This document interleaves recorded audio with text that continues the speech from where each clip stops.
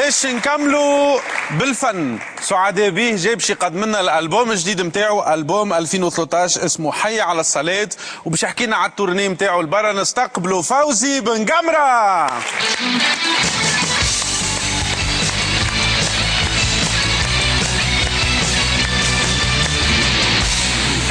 سي فوزي مرحبا بك، شنو احوالك؟ عايشك.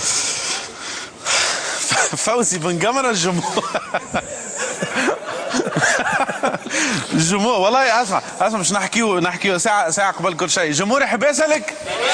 الحمد لله. السلام الحمد لله، مرحبا بك. السلام عليكم. نحكيو في الكواليس. جيت حذانا، غنيت تبارك الله على صوتك، قدمت جديد، حكينا في الفن، في الثقافة، في الثورة، ما شدوا شيء، شدوا كلمتين ما اسطالاش. شنو شدوا؟ سبحان الله سبحان الله والله معناتها. لا باش نوريك يعني نجاح الحصه بكل صراحه. مش نجاح، مال عليه واحد بيت يحضر في الاسئله. وهل تعتقد ان الثقافه والفن سيما وانه بالتالي واه بالحق واحد يكسر في راسه ويحرق في مخه باش تتشد ماستر لاست. نعم. يلا سيدي ندخل في الموضوع. بسم الله. انا نبذه الاولى. يا عادي شنو هذا؟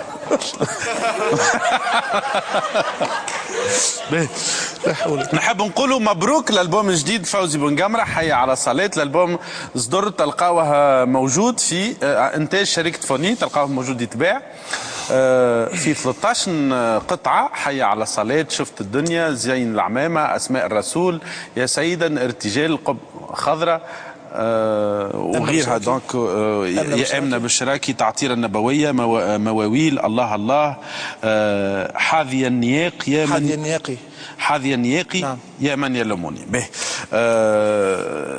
الالبوم هذا فيه معناتها اليوم اذا نقولوا فنان تونسي خرج البوم لازم نشكروه على المجهود الكبير في هالركود اللي صاير معناتها في الساحه. يعطيك الصحه. انت الالبوم قداش عندك تحضر فيه فوزي؟ بسم الله الرحمن الرحيم، والصلاة والسلام على أشرف الأنبياء وسيد المرسلين.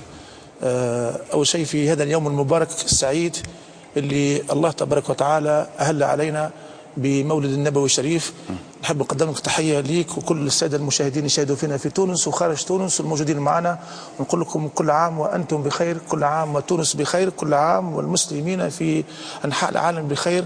والسلام عليكم ورحمة الله وبركاته. أنت معايد على السعودية بالجماعة؟ خاطر احنا نهار الخميس المولد. أنا شوف المسلم المؤمن الحقيقي أيامه الكل عيد. ما عندوش فرق بين الخميس وبين الجمعة. دينا من توا.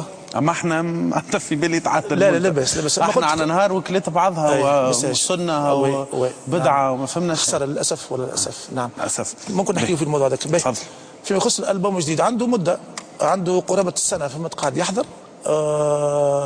كل اغنيه تاخذ وقت، كل اغنيه تاخذ وقت في مع الملحن، مع المؤلف، مع الموزع، مع استوديو، يعني برشا في الاختيار خذ برشا وقت. نعم. لا وحتى في الوقت يعني ما تلقاش كل الناس في الاوقات المحدده فهمت. ونجم نقول لك اللي السي دي هذا يعني او الانشاد اصعب من الانماط الاخرى اللي كنت نغني فيها، وربما حتى من الناحيه الماديه فهمت اصعب واغلى برشا، فطلب برشا وقت. يعني نتمنى باش ينال اعجاب الجمهور، اعجاب التوانسه الكل ان شاء الله. ان توكا هو موجود، واحنا نشكروك اللي اليوم باش نكتشفوا شويه معناتها قطعات منه. نعم. في الالبوم جديد غيرت شويه من اسلوبك، معناتها بدلت حاجه؟ طورت حاجه؟ طورت حاجات المواضيع اللي كنت انا سبقت وتشرفت بحضوري هنا في الحصه هذه، وكنت المواضيع اللي باش نحكي فيهم اجلتهم، قلت باش نعملهم في سي دي اخر يكونوا الكل مع بعضهم في يعني سي دي كله قضايا اجتماعيه فهمت. ما نجمش يكون هكا وهكا. حكيت انا والمنتج، انا اخونا مهدي امين، قلنا ناجلوا الاغاني الاخرى السي دي الجاي ان شاء الله، لكن هذوما الكل انشاد بحث يعني. نعم. معناتها اغاني اجتماعيه اللي قلت عليهم اللي هو زاد فكره باهيه انك تخرج جاي ان شاء الله في ان شاء الله. يعني انت شنو اللي بدلته في روحك حتى من ناحيه الاداء من بين الالبوم والالبوم؟ شنو اللي طور فيك؟ شنو معناتها الاختيار؟ شنو ولا تحس روحك فما حاجه تمشي معك اكثر ولا كل مره تجرب حاجه جديده؟ فيما يخص الموسيقى ثم آلات اخرين جدد، وثم آلات اخرين تعزف زاد جدد، ثم نوعيه نتاع ايقاع جديده، وثم نوعيه نتاع ايقاع نتاع اغناء اخر زاده نتاع اداء جديد. هذا هو شنو اللي يتبدل في السي دي فهمت. شكون يتوجه للالبوم هذا؟ شنو هو جمهوره معناتها؟ وشغل الجمهور يعني جميع الشرائح، ما عنديش جمهور خاص. انا ما نجمش نخرج سيدي باش يسمعني كان المصلي بركه او كان المددين بركه، بالعكس الجميع الشرائح نخرج. بس مثلا كنت تقول لي جمهورك ولا مش جمهورك؟ تفضل. الشاب اللي يسمع الهاوس والتكنو هل هو من جمهورك؟ فئه منه عندي جمهور. الفتاة المغرومه بهيفا وهبي هل هي من جمهورك؟ لا مش من جمهوري، اما ثم تنجم تسمع منه ومنها. ابراهيم القصاص هل هو من جمهورك؟ من جمهوري وخويا وتونسي ونقدروا برشا، لكن ربما يسمع هكا وهكا زاد كيف. ولد الفراج نتاع الافريقي هل هو من جمهورك؟ في الكوره مش من جمهوري، اما في الفن نتصور من جمهوري. انصار نداء تونس هل هو من جمهورك؟ ما نعرفش، انا ما عنديش في السياسه، لكن ينجم يكون، قد يكون. اللي كان مغروم بك في الاغاني الشعبيه اليوم هل هو من جمهورك؟ نعم. باش نحكي اش فما جديد في الساحه بصراحه مع فكرتني في الجمهوريه حتى من باب المداعبه. اي سنا في مهرجان سوسه. اي ثم شكون قص تسكر وتخلي باش يتفرج، فالربع ساعه الاولانيه يستخيل حاجه اخرى، فهمت؟ دخل قال انشاد ربع ساعه 4 دراج، يستنى يستنى يستنى يستنى، ومن بعد مشى لقى شيء قال لهم تعالوا مزيان ردوا لي سكرنا 3 من الناس.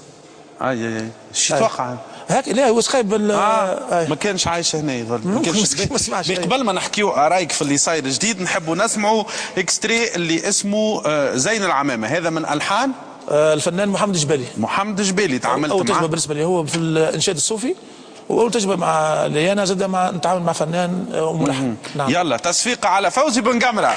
شكرا بارك الله فيك. بسم الله.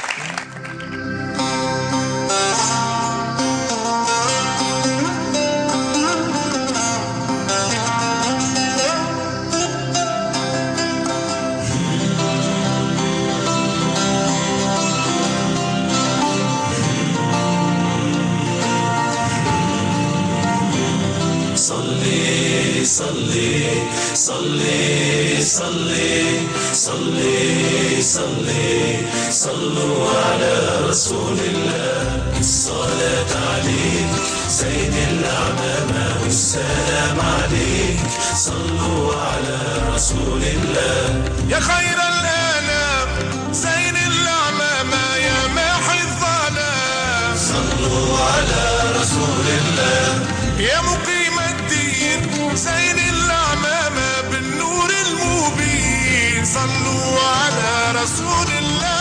الصلاة عليك زين الأعمام والسلام عليك، صلوا على رسول الله يا خير إنسان زين الأعمام في كل زمان، صلوا على رسول الله يا من في القرآن زين الأعمام مدحك الرحمن، صلوا على رسول الله. عليك زين الأعمام والسلام عليك، صلوا على رسول الله يا رحمة للناس زين الأعمام من كل الأجناس، صلوا على رسول الله يا صفي الله زين الأعمام رحمة مهداة، صلوا على رسول الله.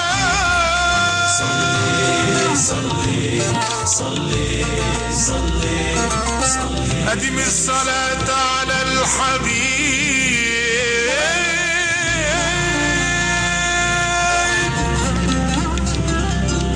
أدم الصلاة على الحبيب،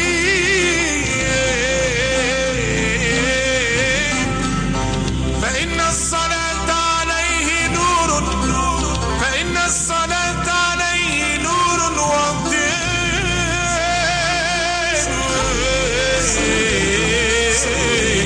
صلي صلوا على رسول الله يا ساكن القلوب زين الأعمام يا أغلى محبوب، صلوا على رسول الله يا من قمت فينا زين الأعمام للحق تهدينا، صلوا على رسول الله. الصلاة عليك زين الأعمام والسلام عليك، صلوا على رسول الله يا من ملك بشرى زين الأعمام بشفاعة ترجى، صلوا على رسول الله بلغت الأمانة زين الأعمام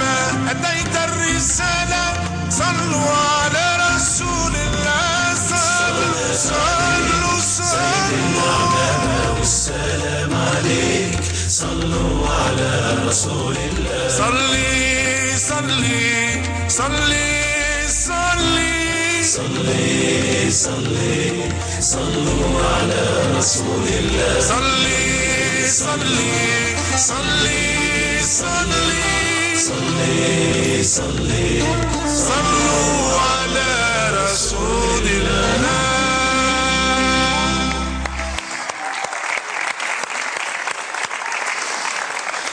يعطيك الصحة فوزي، بارك الله فيك. نحبوا نشوفوا اكستري شوية من لي كوليس نتاع الأغنية هذه، تفرجوا معنا.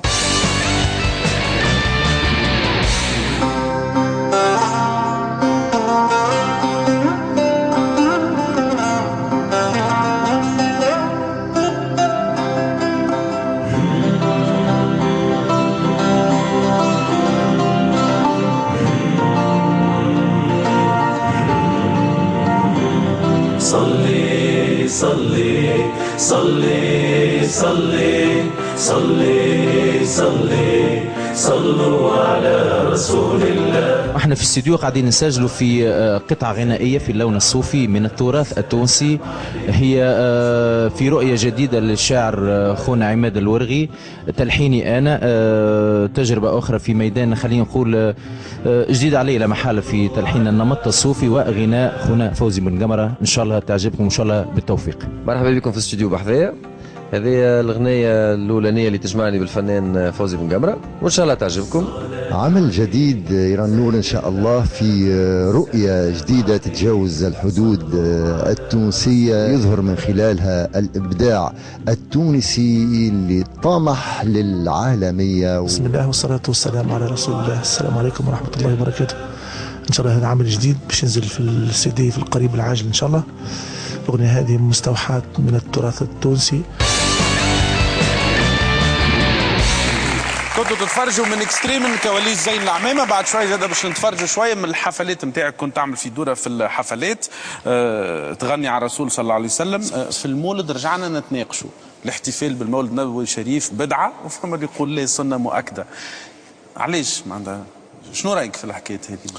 والله أنا بكل صراحة يعني لست بعالم أو بشيخ حتى أدلي رأيي في هذه المسألة، لكن لنجم نقوله ما اجتمع قوم على شيء جميل فهو جميل عند ربي سبحانه وتعالى، والعكس بالعكس، وما اجتمع قوم على شيء قبيح فعند ربي سبحانه وتعالى قبيح. فأنا ما ليتش يعني نهار البارح في الإذاعات الكل وفي القنوات الكل، يعني المشايخ الكل ما ليتش واحد قال اللي يراو المولد بدعة في هذا المجال أو حرام أو شيء من هذا المجال. لكن أنا عندي سؤال وحيد، كيفاش نجموا نحبوا نغيروا حاجة بعد 23 سنة نحب نغيروها في نهار أو في نهارين؟ فهذا من غير المعقول. علاش؟ لأن النبي صلى الله عليه وسلم عندما ربي سبحانه وتعالى بعثه إلى هذه الأمة بعثه رحمة للعالمين. ايش معنى العالمين؟ بعثه رحمة للإنس وللجان وللنبات وللجماد ولكل ما هو موجود على وجه الأرض. حتى ربي سبحانه وتعالى في كتابه العزيز عندما حرم الخمر ما حرموش في مرة واحدة، حرموا على 3 مراحل.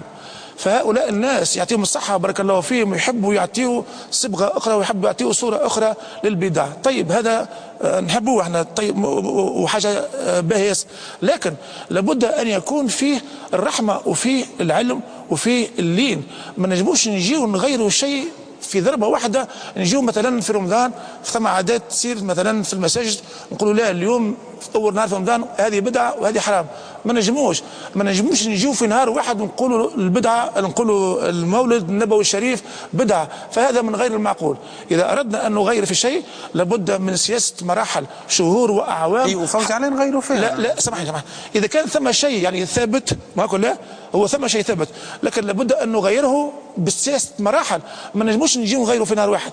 أنت هذا الكاس هو راه فيه مضره، طيب انا ما نجيش نقول لك راه في اول نهار نقول لك الكاس هذا راه فيه مضره، نجيك بالسياسه بشويه بشويه بشويه باش بالرحمه وباللين وبالمحبه والامر بالمعروف، مش الامر بالمنكر نجي ديريكت اول نهار ونحب نعمل منكر. هذا رايي انا. اي لا، هذا رايك في طريقه التغيير مش بالصدام بالعنف، ولكن نعم. هما معناتها يعني هما عندهم الحق يقولوا بدعه. هو علاش بدعه معناتها؟ تو انا كي نحتفل بمولد الرسول صلى الله عليه وسلم فرصه باش واحد حتى طفل صغير نحكيوا له على الرسول، فرصه باش معناتها شنو اللي فيها بدعه معناتها؟ والله اذا كان يكون هكا يعني، اللي كان يكون المولد هكا يعني ما فيش طيب حاجات يعني شنو المشكله؟ والله اذا كان يكون المولد فيه يعني يحكي الانسان عن النبي محمد صلى الله عليه وسلم ويحكي على السيره النبويه ويعلم اطفاله ويعلم اصغاره كيفاش كان النبي صلى الله عليه وسلم، فهذا من غير ما فيش حتى باش يجي هو يقول لي بدعه شنو بدعه؟ اما جي ديريكت تقول لي بدعه. البدعه هناك البدعه السيئه او البدعه الايجابيه. حسن. نعم. معناتها نعم. واضح معناتها. نعم.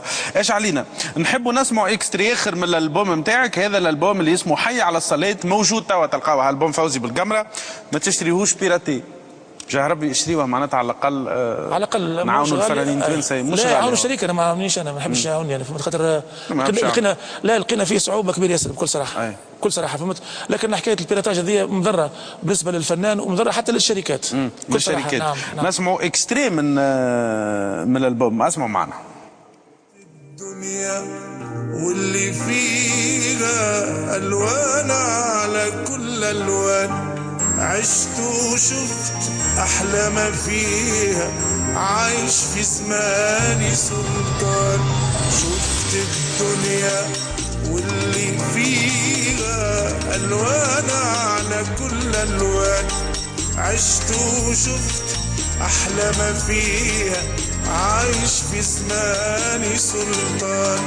تحلالي طعم اللياليها، ارتحت لما للباء، إلا وأنا ركع ساجد ما بين دين الرحمن. هذه شفت الدنيا. نسمعوا الاكستري الاخر اللي هو حي على الصلاه. الله أكبر الله الله أكبر الله، حي على الصلاة. الله أكبر الله الله أكبر الله، حي على الفلاح. الله أكبر الله الله أكبر الله، حي على الصلاة. الله أكبر الله الله أكبر الله، حي على الفلاح. إذا سمعت المنادي.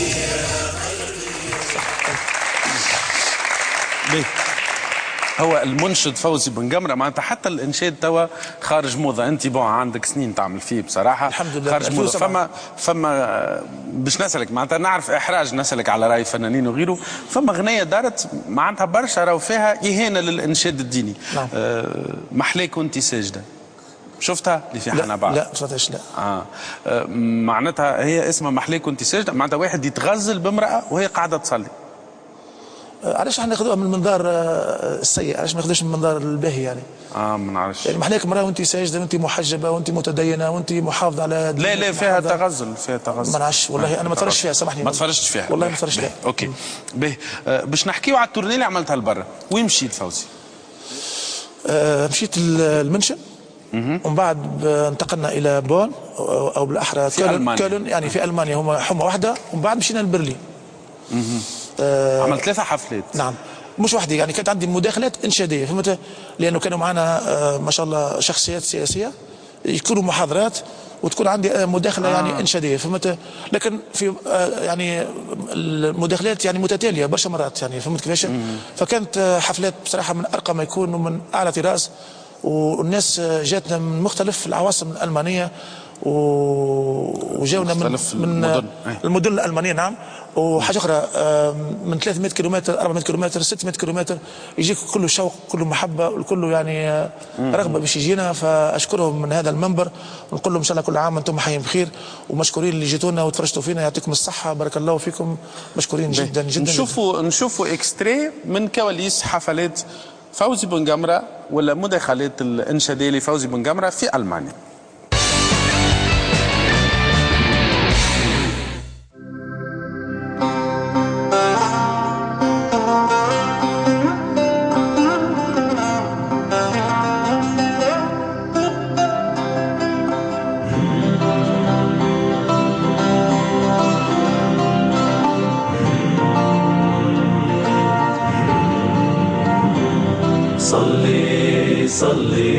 صلي صلي صلي صلي صلوا على رسول الله. الصلاة عليك زين الأعمام والسلام عليك صلوا على رسول الله. يا خير الأنام زين الأعمام يا ماحي الظلام صلوا على رسول الله.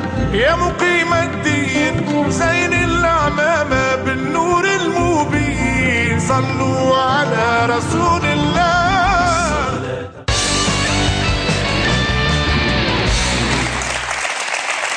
كنتوا تتفرجوا في شوية من كواليس الحفلات فوزي بن قمرة ولا مداخلات فوزي بن قمرة الإنشادية كي تتخلط بالسياسة مش يراجعوا يقولوا كيما قبل الحفلات قبل شعب قبل لا مغايرة تماما. لا مغايرة. لا قبل كنت تمشي بالسيف عليك. تمشي تغني بالسيف عليك وتتكلم بالسيف عليك وتشكر فلان بالسيف عليك وتمشي يعني ما تجمش تقول لا. الآن كل شيء حاجة بلاصتها، حتى من الناس اللي جات وقعدت، حتى من الشخصيات السياسية اللي قعدوا وصار بيناتهم يعني حوار بينه وبين المواطنين التوانسة كان على مستوى عالي، سألوا ايش حبوا وجاوبوا ايش حبوا. فاحنا ما عندناش علاقة بحتى حد، انا يجي الفصل نتاعي نخرج نغني نكمل الفصل نتاعي ندخل بلاصتي كملت سريتي باي باي فلان نروح على روحي. نعم. ما يسألوكش هكا سؤال ولا حاجة انت شنو انتمائك شنو كذا؟ لا لا لا لا لا لا, لا, لا. نغني وروح على روحي. به نعم. خلينا نقولوا ايش رايك في الاوضاع؟ هديت شويه على قبل انت تراها كيفاش ترى الوضع اليوم في تونس؟ والله ايش نقول لك اخويا بصراحه كي تخرج لبرا وتشوف العالم تجي هنا تزيد تتاسف بكل صراحه. اي انا ديما من عادتي ديما متفائل، حتى كي نشوف الخلاف ذلك نحب روحي ديما متفائل بكل صراحه. نتمنى ان شاء الله باذن الله ونامل باش يجي نهار وتستوي تونس وتولي من احسن البلدان في العالم وتنجح ثورتنا وتولي من احسن الثورات في العالم. بالحكايه مرونا في حاجه برك، احنا كل مواطن يعطي ما عنده، على خاطر لما تسمع الشعب الالماني عندما صارت الثوره في المانيا ايش عملوا؟ جاوا قعدوا على كرسي في طاوله وقعدوا يتحاوروا قالوا شنو نجموا نعملوا؟ هات بنيو المانيا من جديد. ايش عملوا؟ كل مواطن يخدم ويعطي 4 سوايع بعد الوقت من عنده، وجات ايامات كل الماني يخدم ويعطي 4 ايام من عنده. انا قاعد في المطار في مطار صغير يعني ما عادش في كولن ولا في شنو، ومع واحد يعني شيعان عمل معنا غايه الاكرام، فسالته قلت له يعني انجازات عظيمه وكبيره برشا، علاش مش احنا كيف في تونس؟ والله يا اخي نوفل جاوبني جواب جميل جدا. ايش قال لي؟ قال لي هنا باش نوليو احنا كهذوما كل واحد كي يقف في البقعه هذه يقول لك المطار مطاري انا، اللاريه تاع الكار نتاعي انا، كي نطلع في الكار ما نقطعش الكرسي بمقصص او بسكينه، لا الكار نتاعي انا والمكتب نتاعي انا والاستوديو هذا نتاعي انا، وهذاك هذا وهذيك اختي وهذاك اخويا وهذاك ولدي وهذاك عمي، وقتها تستوي الحال وقتها نوليو من احسن الناس بكل صراحه. هو صحيح كلامك، اما اللي يجي قبلها بون بتت خاطر قبل كان ديما يحس تونسي انه الدوله تسرق فيه قبل، معناتها دونك يولي كانه يتشمت في الدوله ولا يتشمت في روحه، بتتر بشوي بشوي وقتها يحس انه فلوس الدوله ماشيه اللي هو. نعم. الشعور هذا يمشي يكبر. باش نسالك توا ايش صاير في البلاد وتعطيني جواب الامثله الشعبيه ما يسالش معناتها. والله انا كنت غايب، غيبه جيت لقيت تونس تبدلت الهواء فيها والطقس والدنيا غلات، كنت بعيد ياسر غايب والله. يحكيوا على تحوير وزاري ماكش باش تهرب فوز، يحكيوا على تحوير وزاري حكومه جديده معناتها. حسب رايك ما هي حظوظ الحكومه الجديده باش تحسن اوضاع تونس؟ واحد، لا يعجبك نوار دفله في الواد عامل ظلايل ولا يعجبك زين طفله حتى تشوف الفعايل؟ والا هذا المثل الشعبي مؤخرا في المولد قال لك لا يعجبك نوار دفله طالع عنده مديده ولا يعجبك زين طفله الا ما تذوق العصيده. هكا اي تتبدل. ومثلا في العيد الكبير تولي لا يعجبك نوار دفله طالع في الجنان ولا يعجبك زين طفله الا ما تذوق العصبان.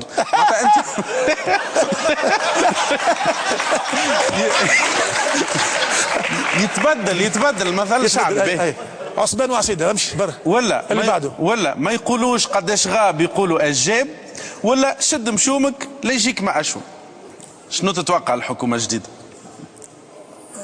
الاولاني بكل الاولاني لا يعجبك نوار دفله كذا وكذا. الزياده جديده في اسعار المحروقات ليسانس باش يزيدوا 1 فيفري. شو تقول عليه؟ كانت تشخر زادت بوف عريان عجبتني. استنى، عريان يسلب في ميت. يا سيدي مسكين مقلق خونا جعفر القاسمي مسكين ولا مقلق ولا عريان يسلب في ميت، ولا كنت بالهم القديم راضي جاني جديد زاد. نوفل عاودي وبشوي حطني في الاطار. زياده في اسعار الليسونس باش تزيد ل1 فيفري. باهي شو نقولوا عليه؟ كانت تشخر زادت بف، ولا عريان يسلب في ميت، ولا كنت بالهم القديم راضي جاني جديد زاد مرضي. الثاني. الثاني عريان يسلب. امشي. به صفحة 4 صفحة العلاقة بين الحكومة والمعارضة في تونس كش تراها اليوم؟ 1 إذا كان وليدكم ضرب وليدنا ذاك حال صغار، وإذا كان وليدنا ضرب وليدكم يشوم النهار، وإلا الفرزيت يزمر والنمالة تعمر، وإلا الشفايف تبوس والقلوب فيها السوس. مع العلم انه رد بالك شهرين حبس خويا.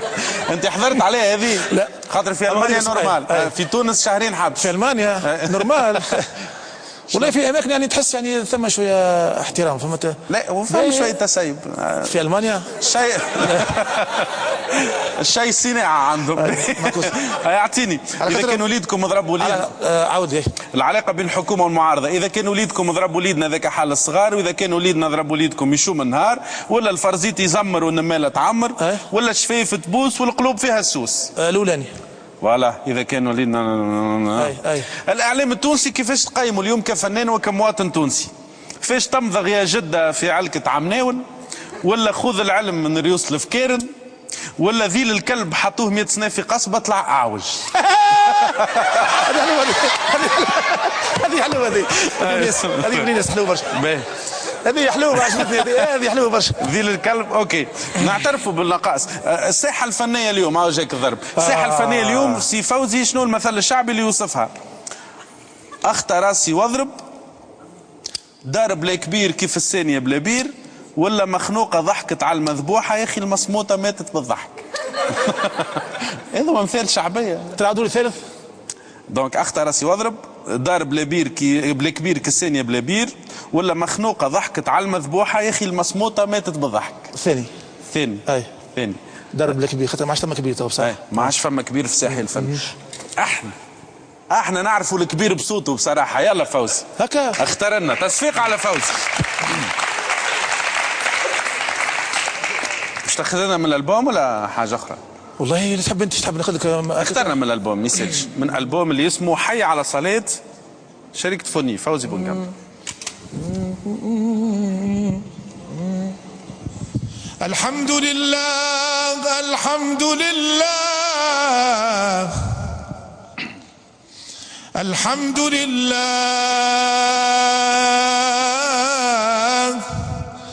الحمد لله الذي أنار الوجود بطلعة خير البرية سيدنا محمد عليه الصلاة والسلام. صلوا على رسول الله.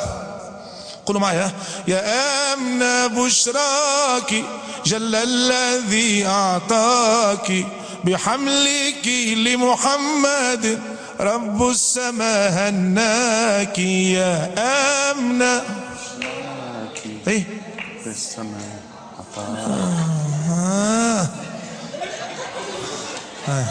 شفت مش حافظين. لا مش حافظينها. لا مخاخ مش في امن بشراكي.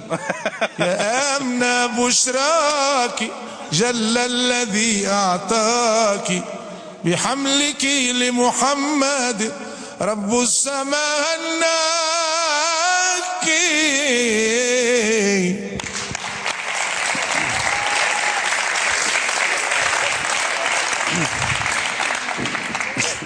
يعطيك الصحة يعطيك الصحة فوزي. صحيح بخاخهم مش في آمنة بوشراكي. ما هو تو ان شاء الله ان شاء الله ان شاء الله يتحسن الوضع ان شاء الله. قلت ربي ان شاء الله. كان ستايل الآمنة بوشراكي مسافة فوزي بالشفاء الخوي. يعطيك الصحة فوزي بونجامرة. اكتشفنا الالبوم تاعك، اكتشفنا التورني نتاعك. ما تبقيش قهوة. ندعوك الجمعة الجاية وان شاء الله المرة الجاية تصفيق على خلينا هذه. خلينا شيخين مازلنا والله مازال ما سخنش. لا الوقت تعادى. تعرف عنا ساعة يا ولدي التلفزه نتاعنا ويت جي اثنين نعرفها. خلينا شيخين روحنا خويا. خلينا هاي نجم تجي تقعد نخرج انا نعم كما حسن بارك الله فيك فوزي الوقت صح بفضل الوقت والله معك انت اقسم بالله معك انت بارك الله عليك. اسمعني حبيت زاد نقول لك حاجه شويه اما اي شكون مقعد انت والله لا اي به والله لا حبيت نضيف حاجه في مشكله الفيسبوك اي برشا وليدات يعني ربي يهديهم مهبطين للباج نتاعي ويتكلموا باسمي ويسبوا في السياسيين ويسبوا في العباد فهذا والله ما غير معقول وتلقى 4 5 باجات يعني باسمي انا وانا ما عندي حتى مشكله في حكايه ما عندكش باج فيسبوك عندي باج فيسبوك في مكتب نتاعنا انت اللي هي فوفو 23 لا اسمعني الباج نتاعنا الاوفيسيال اللي هي اف بي جي نيوز خلاف هذايا مش نتاعي او تخرج على الركح على الشاشه اف بي جي نيوز النيوز هذه هي اف بي جي نيوز مره اخرى اشكرك المخابرات يعطيكم لا خاطر ثم شكون اذا كان لقيت فوزي بن قمر ودخلت تلقى واحد عنده 4000 و5000 امي فهذا من غير المعقول من غير المعقول كلمناه قلنا له ولدي رحم والديك اناثا وذكورا وهذا عيب لا مش عيب لا مش عيب يا سيدي انا نقول لك بارك الله فيك فوزي تنورنا في كل مره وان شاء الله ربي يديم عندك يا غالي عزيز ربي يعيشك فوزي ربي يخليك ربي يفضلك بارك الله فيك فوزي عايش الله فيك صح لاباس الليله وفات نتقابلوا نهار الاربعاء الجاي تصبح على خير وان شاء الله تونس ديما لاباس ربي يخليك عايش